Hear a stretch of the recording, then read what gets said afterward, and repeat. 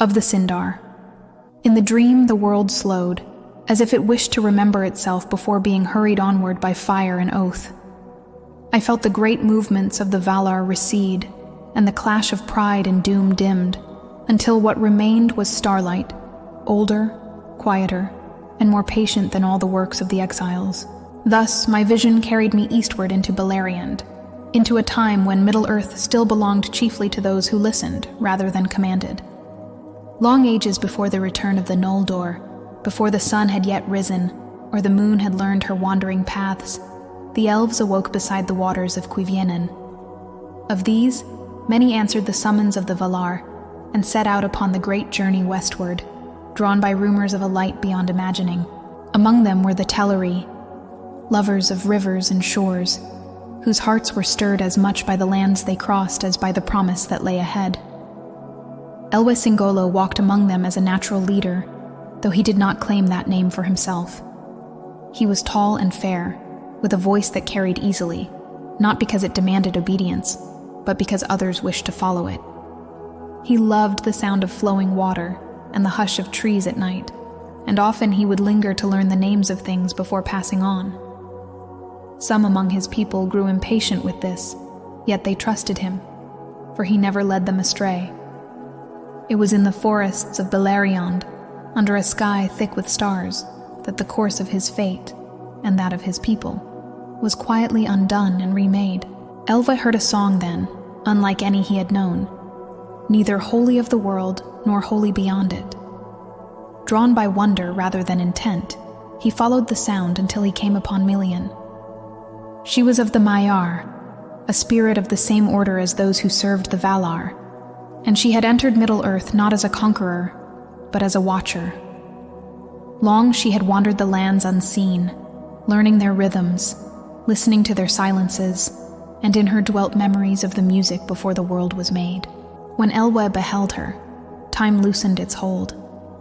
They stood beneath the stars, and neither spoke, for words would have diminished the recognition that passed between them.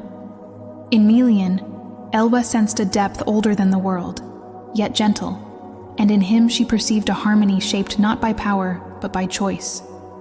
Years passed like moments, and moments like years, and neither noticed the turning of the world around them. Meanwhile, his people searched for him in growing sorrow. Days lengthened into seasons, and hope thinned into grief. Some believed him slain by shadows, others that he had abandoned them. Quiet debates arose among the Teleri, not in anger, but in pain. Should they wait, bound to a lord who might never return, or continue westward, faithful to the summons of the Valar? No voice ruled them then, and so they divided. Those who pressed on became the Falmari, who would one day behold the light of the trees, and dwell beside the sea in Aman. Others turned back eastward, unwilling to leave the forests that had already begun to shape their songs. But many remained, lingering in Beleriand, holding to the hope that Elwë would yet return. These became the Sindar, the Grey Elves, named not for weakness, but for the mingled light they knew. Starlight and shadow, memory and waiting.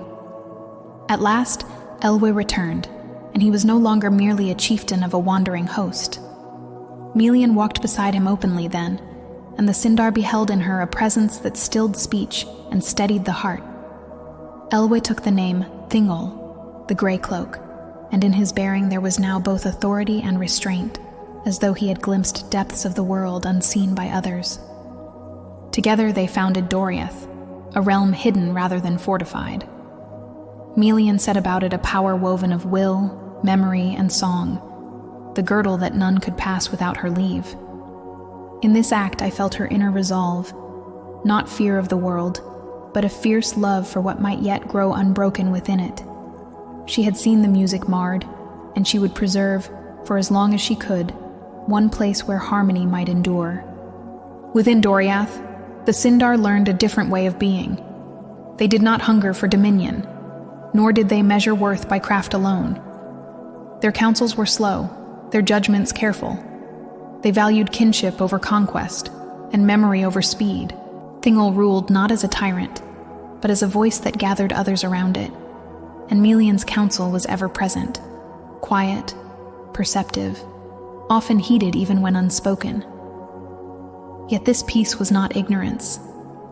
Melian knew of the valor and of Melkor's rebellion, and though she spoke little of it, her silence carried warning.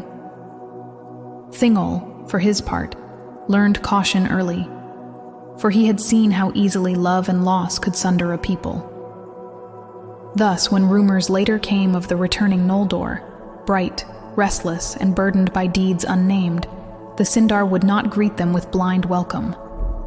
As the dream lingered on Doriath, I felt both its strength and its fragility. It was a realm born not of defiance, but of delay, not of power seized, but of power restrained.